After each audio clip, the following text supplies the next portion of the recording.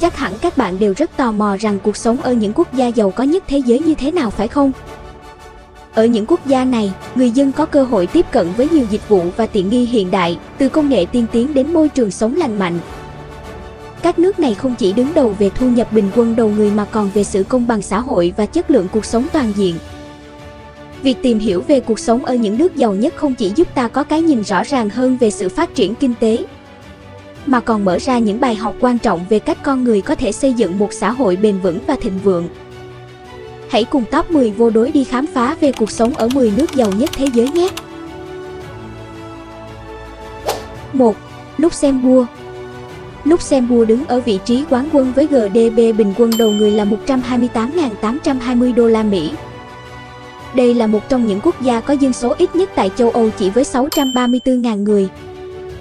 Chỉ số GDP bình quân đầu người của Luxembourg cao gấp gần 415 lần so với quốc gia nghèo nhất thế giới là Burundi, chỉ khoảng 303 đô la Mỹ.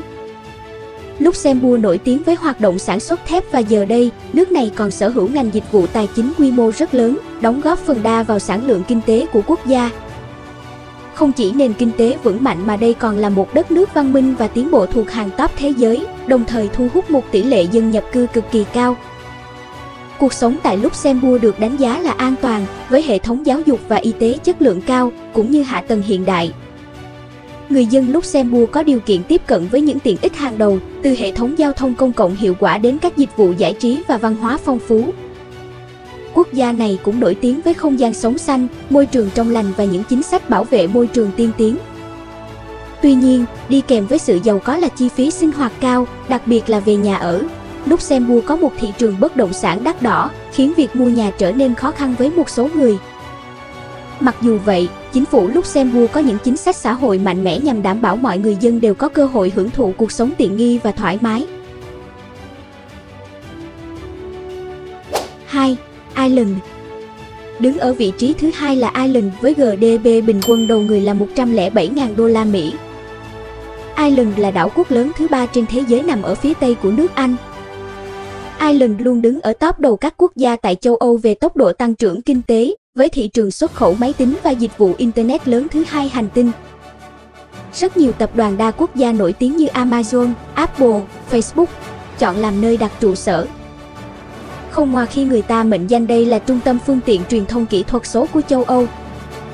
Ireland có khoảng 5 triệu người với nhiều cảnh quan thiên nhiên tuyệt đẹp, các hệ thống dịch vụ du lịch cũng rất thu hút khách nước ngoài tới đây tham quan.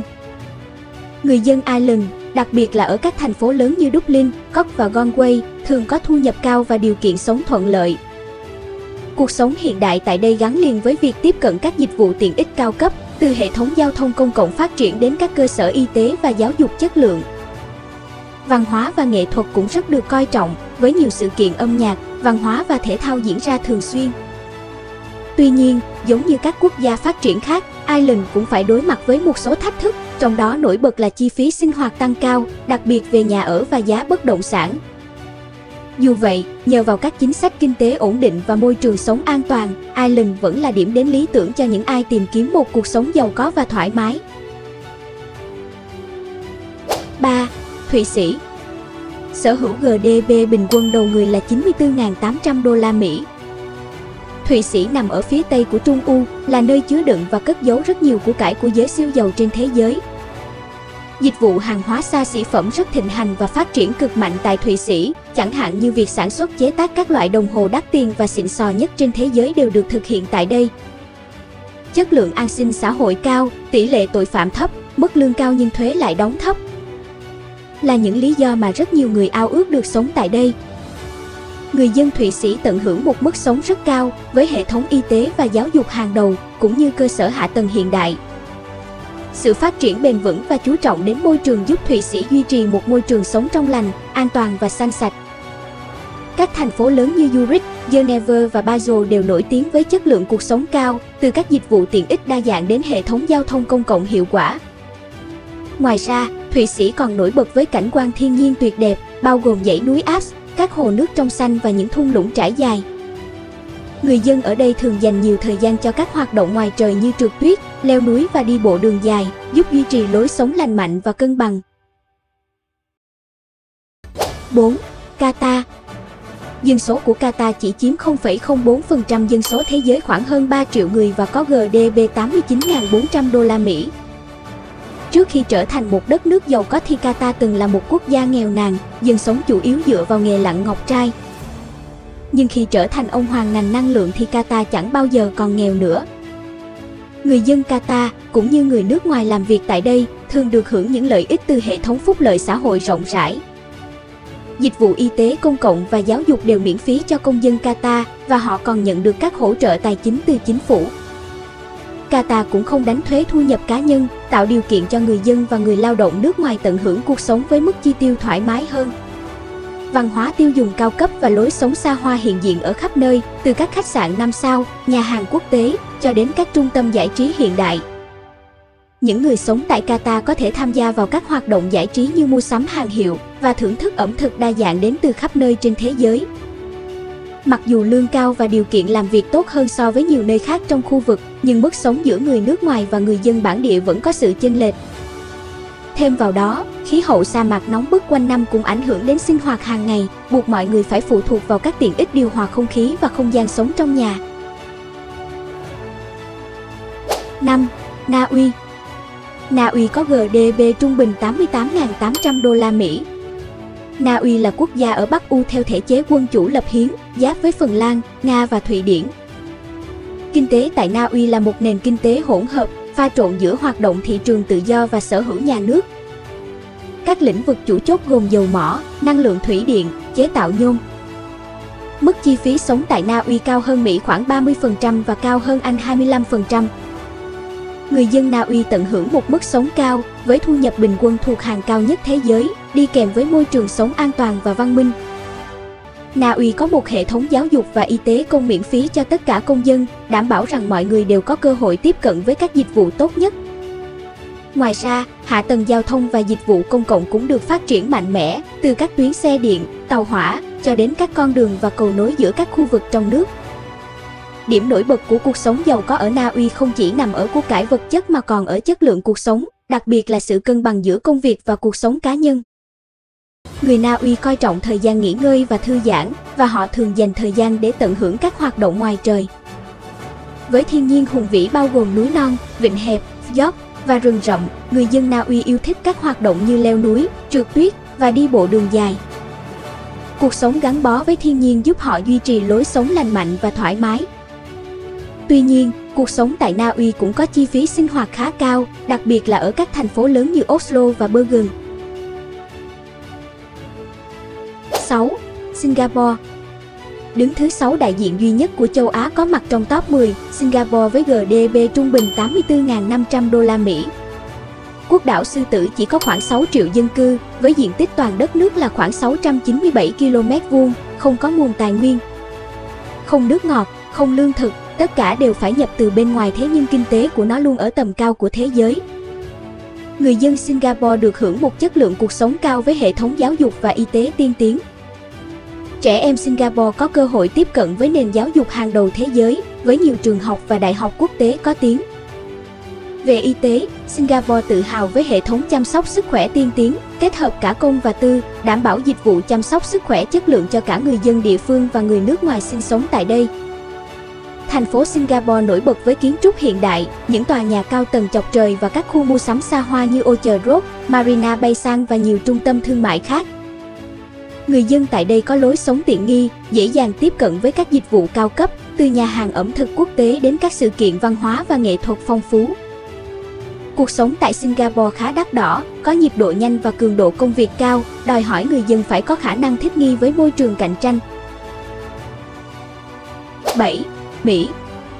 Hoa Kỳ hay Mỹ thì quá nổi tiếng với thế giới, hầu hết ai trên hành tinh này cũng từng nghe nhắc đến Mỹ, quốc gia có nền kinh tế hùng mạnh nhất hành tinh và đồng tiền chung đô la Mỹ. Hiện tại, dân số tại Mỹ đang vào khoảng 336,7 triệu người và có GDP 78.400 đô la Mỹ. Nền kinh tế tại Mỹ cũng là một nền kinh tế hỗn hợp, đây là cái nôi phát triển của rất nhiều ngành và lĩnh vực tài chính, khoa học công nghệ trên hành tinh này. Người giàu ở Mỹ thường sở hữu những biệt thự sang trọng, xe hơi đắt tiền và có lối sống gắn liền với các dịch vụ cao cấp. Các khu vực như Beverly Hills, California, Manhattan, New York hay Silicon Valley nổi tiếng với các khu dân cư xa hoa và những tiện ích hiện đại bậc nhất. Những người thành công ở Mỹ, đặc biệt là giới doanh nhân, người nổi tiếng và các nhà công nghệ, thường sống trong các cộng đồng có an ninh tốt, trường học chất lượng cao và dịch vụ y tế hiện đại. Một điểm nổi bật của cuộc sống giàu có ở Mỹ là sự tự do và cơ hội vô tận. Nhiều người đến Mỹ để theo đuổi giấc mơ Mỹ khái niệm về khả năng thay đổi số phận và đạt được thành công dựa trên nỗ lực cá nhân. Các ngành công nghiệp như công nghệ, tài chính, bất động sản và giải trí mang đến cho người dân cơ hội làm giàu và phát triển bản thân. Mặc dù Mỹ có rất nhiều cơ hội cho sự giàu có và phát triển, khoảng cách giàu nghèo tại đây vẫn rất lớn. Các thành phố như San Francisco hay New York có chi phí sinh hoạt cao, đặc biệt là về bất động sản và các dịch vụ cao cấp, dẫn đến sự chênh lệch lớn giữa các tầng lớp xã hội. Hệ thống chăm sóc y tế tư nhân và giáo dục cao cấp cũng đòi hỏi chi phí đáng kể. Đôi khi khiến cuộc sống giàu có ở Mỹ gắn liền với áp lực tài chính, đặc biệt đối với những người phải duy trì lối sống cao cấp. 8. Iceland.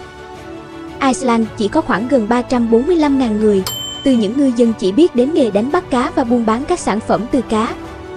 Bị ảnh hưởng nặng nề bởi cuộc khủng hoảng kinh tế thế giới năm 2008, băng đảo Iceland phục hồi thần kỳ nhờ du lịch và công nghệ. Người dân Iceland có mức thu nhập bình quân đầu người khá cao, cùng với hệ thống phúc lợi xã hội mạnh mẽ. Quốc gia này nổi tiếng với nền giáo dục và y tế chất lượng, được chính phủ tài trợ miễn phí hoặc với chi phí thấp. Điều này đảm bảo rằng mọi người dân Iceland, bất kể giàu hay nghèo, đều có cơ hội tiếp cận với các dịch vụ công cộng chất lượng cao, từ trường học cho đến bệnh viện. Ngoài ra, Iceland có tỷ lệ tội phạm rất thấp và xã hội an toàn, góp phần tạo nên một cuộc sống ổn định, yên bình. Iceland cũng đặc biệt nổi bật với cảnh quan thiên nhiên hùng vĩ.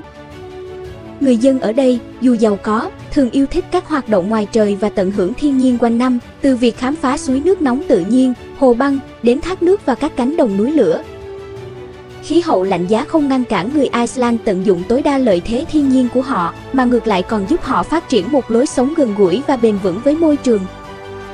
Tuy nhiên, chi phí sinh hoạt tại Iceland, đặc biệt là về thực phẩm, hàng tiêu dùng nhập khẩu và các dịch vụ không thiết yếu, có thể khá cao do vị trí địa lý xa xôi của đất nước. Iceland cũng có mùa đông rất dài và tối tăm, điều này có thể ảnh hưởng đến cuộc sống hàng ngày của người dân. Tuy nhiên, người Iceland đã quen với việc sống trong điều kiện khí hậu khắc nghiệt và thường dành nhiều thời gian cho gia đình, bạn bè và các hoạt động giải trí trong nhà. 9. Úc. Với GDP bình quân đầu người là 68.000 đô la Mỹ, Úc là quốc gia duy nhất không có suy thoái kinh tế hàng năm từ 1992 đến 2018. Đạt 82.6 điểm tự do kinh tế, xếp thứ tư về chỉ số tự do 2020, kinh tế của Úc luôn nằm trong nhóm tự do cao nhất trong 14 năm qua. Nền kinh tế ở đây luôn được duy trì và phát triển bền vững nhờ các chế độ, chính sách ổn định, thể chế mạnh mẽ. Môi trường đầu tư hấp dẫn cũng như có mối quan hệ thương mại sâu sắc với khu vực châu Á-Thái Bình Dương. Úc nổi tiếng với các thành phố lớn như Sydney, Melbourne và Brisbane, nơi tập trung nhiều cơ hội việc làm và tiện ích cao cấp.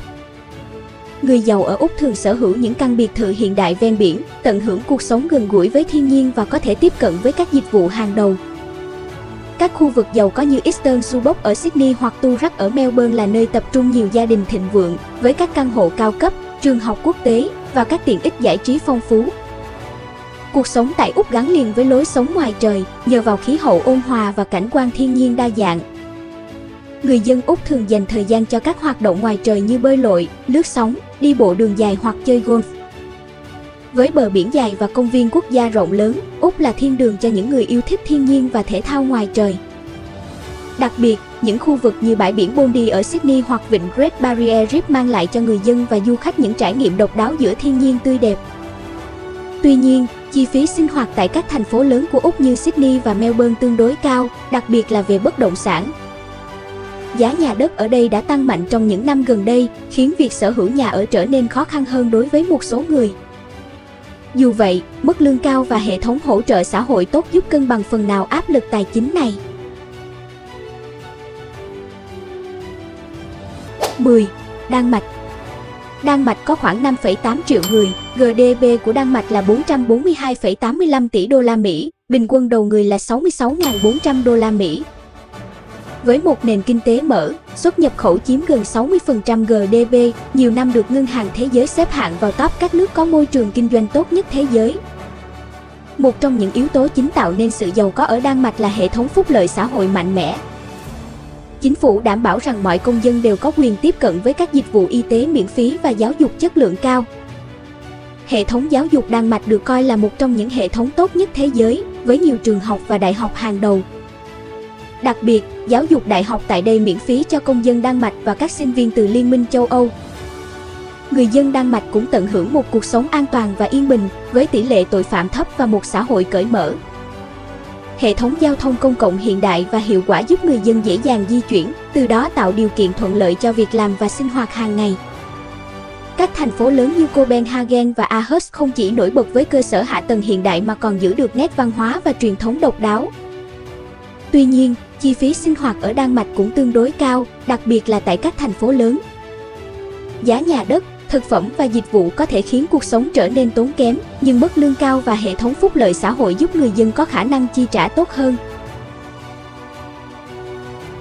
Cảm ơn các bạn đã theo dõi hết video của chúng tôi. Đừng quên để lại một like, comment và hãy đăng ký kênh để theo dõi những video tiếp theo nhé.